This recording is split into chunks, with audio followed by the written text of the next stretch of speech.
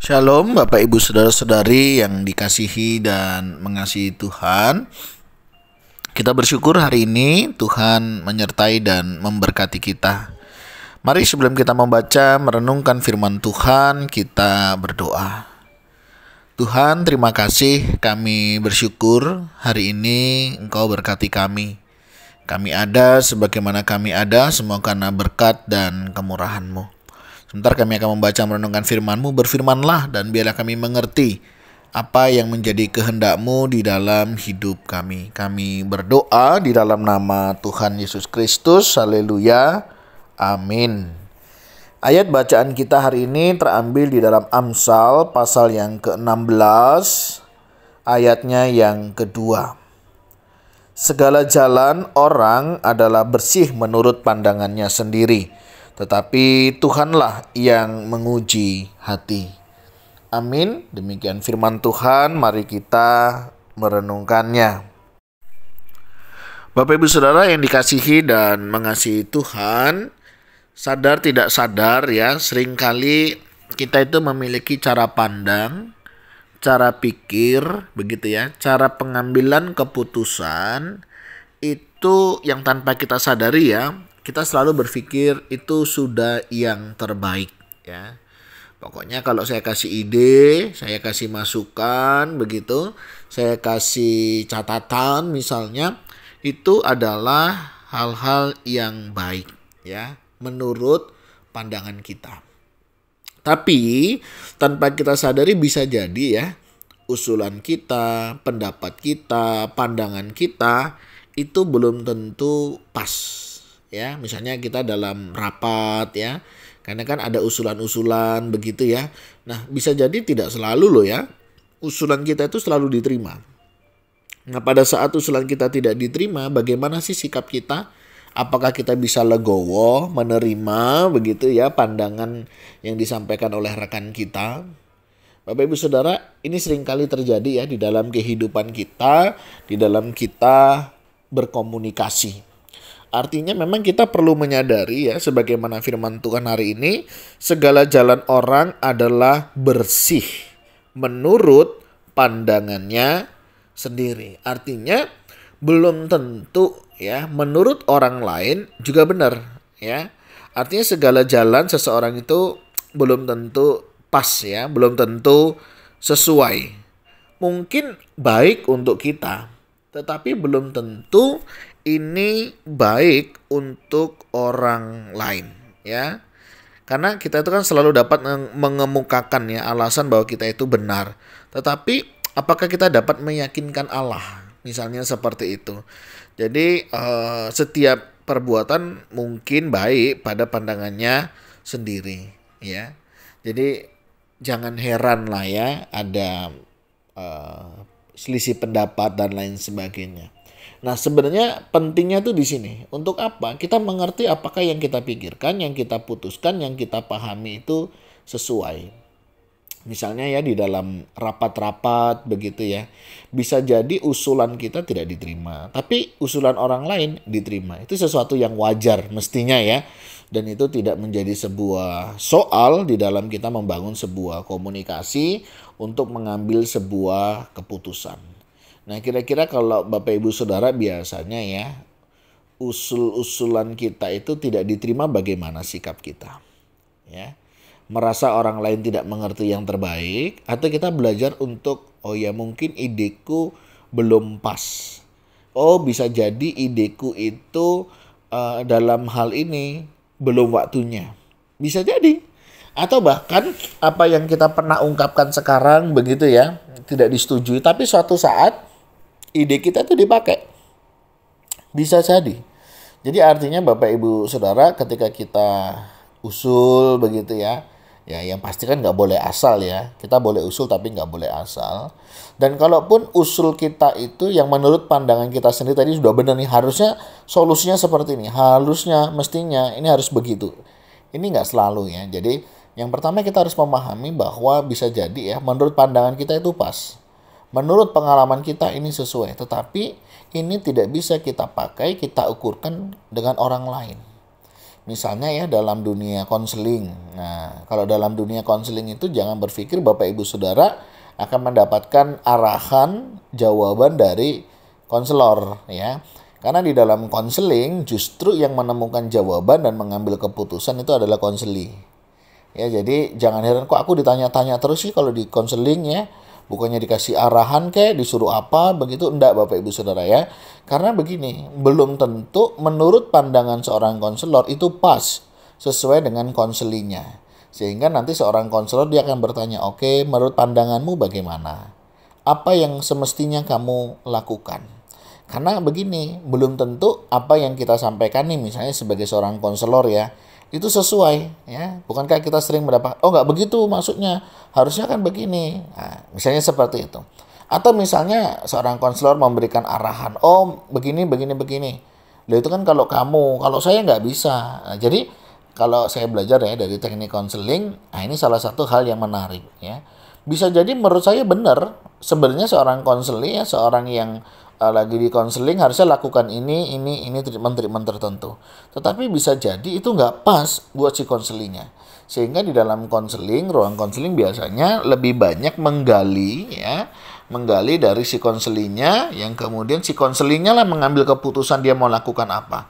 Jadi kalau Bapak Ibu Saudara misalnya konseling begitu ya, jangan heran kalau ditanya apa yang mau Bapak Ibu lakukan, apa yang semestinya mau dikerjakan, dan bagaimana, itu adalah langkah untuk menolong kita menemukan kapasitas diri kita, cara pikir kita, ya, sehingga pas dan sesuai ketika kita melakukannya. Jadi ketika kita melakukannya bukan karena dorongan dari luar, tetapi memang dorongan dari dalam itu muncul, begitu. Nah, ini penting. Karena apa? Yaitu tadi, seringkali pendapat orang lain juga belum tentu benar menurut kita. Begitu juga pendapat kita belum tentu benar. Tetapi paling tidak kalau itu berangkatnya dari diri kita, begitu ya, dengan kesadaran kita, mudah-mudahan ya kita akan jauh lebih berkomitmen. Misalnya ya tentang pengampunan. Ya, saya nggak memberikan, "Ayo kamu harus mengampuni." Saya biasanya nggak begitu ya. Saya paling ajak mereka untuk berpikir, "Oke, kenapa kamu harus mengampuni?" Nah, ketika mereka sadar kenapa harus mengampuni, gini. Oke, terus apa yang akan kamu lakukan? Misalnya seperti itu ya. Jadi kesadaran itu bukan karena kedesakan, keterpaksaan, atau dorongan dari luar. Bukan. Tetapi kesadaran bahwa, oh ya, mengampuni itu penting. Untuk apa? Bukan untuk orang lain, tapi untuk diri saya sendiri. Nah, ketika dia menyadari hal itu, dia akan lakukan. Dia akan lakukan dengan enak. Ya. Dia akan lakukan dengan sukacita. Nah, demikian juga dalam hal-hal yang lain. Misalnya, masalah pekerjaan ya, karir begitu. Oke, ketika dia memilih karir nanti bukan aku nyesel aku dulu ngikutin kata orang tua. Nyesel aku dulu kata konselornya begini. Enggak. Jadi karirnya apa? Kamu hobinya apa? Terbebannya di mana? Passionmu di mana? Nah, ketika dia sudah menemukan, dia akan memilih dan pilihan itu adalah pilihan dari dia. Nah, setiap pilihan kan memang ada harga ya yang harus dibayar.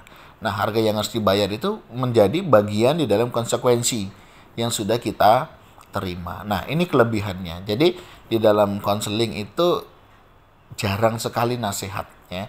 Kecuali memang dibutuhkan. Tapi lebih banyak, sangat jarang untuk nasihat. Lebih banyak adalah bagaimana si konseling menemukan jawabannya dan solusinya sendiri. Nah, peran kita sebagai seorang konselor biasanya hanya mengarahkan, ya. Menuntun sampai si konselingnya menemukannya. Kalaupun kita tidak menemukan jalan keluar, biasanya kita akan cari lewat jalan masuknya. Nah, ini masalah ini munculnya dari mana? Kok bisa begini? Ya, jadi dari situ Bapak Ibu Saudara. Jadi ini memang satu kebenaran firman Tuhan yang realitanya kita hadapi ya. Jadi mari kita juga belajar ya. Dengan kita berpendapat, dengan kita mengutarakan pendapat itu juga menguji ya. Kadang kan kita punya ide nih, punya pemikiran. Mestinya bagaimana ya? Kita lemparkan aja ide-ide itu. Kalau memang ide itu dalam pimpinan Tuhan begitu ya, ya Tuhan akan koneksikan dengan orang-orang yang lain. Tapi jika tidak, ya biasanya ujiannya di situ. Oh, mungkin ini belum waktunya. Saya beberapa kali punya ide, misalnya saya usulkan. Tidak selalu langsung diterima dalam forum rapat misalnya ya. Tapi jika itu sudah waktunya Tuhan, ya ide itu akan masuk. Jadi artinya jangan mudah kecewa ya. Jangan mudah rendah diri ketika ide kita tidak diterima. Sekalipun ide kita itu bagus, begitu ya. Tapi bisa jadi belum pas waktunya. Atau kalaupun belum pas waktunya, belum pas situasi dan kondisinya begitu ya.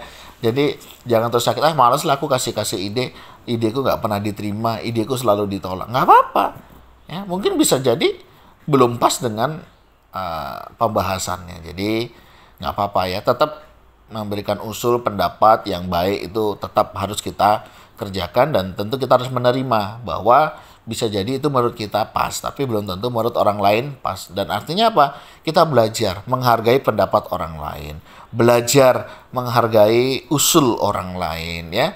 Karena bisa jadi mereka punya pertimbangan khusus dengan pernyataan-pernyataan yang demikian. Sehingga di situ kita perlu menggali, kenapa kok bisa berpikir demikian ya? Kalau saya sukanya begitu. Jadi misalnya ada orang berpendapat, saya tidak langsung cut, nggak bisa, nggak boleh, tidak. Tapi kenapa berpikir demikian?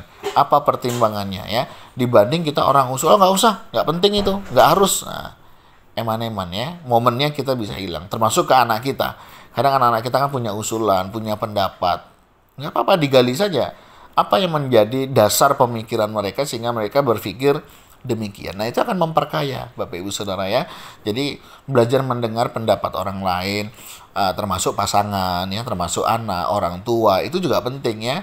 Karena bisa jadi mereka sudah makan asam garam lebih banyak kan. Artinya mereka punya pengalaman lebih.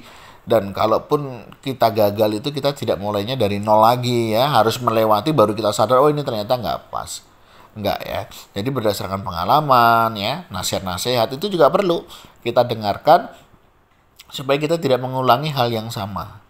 Gitu ya. Kalaupun kita melakukan hal yang sama tapi tidak mengalami kegagalan yang sama. Ya, jadi mari kita perhatikan dan percayalah Tuhanlah yang menguji hati.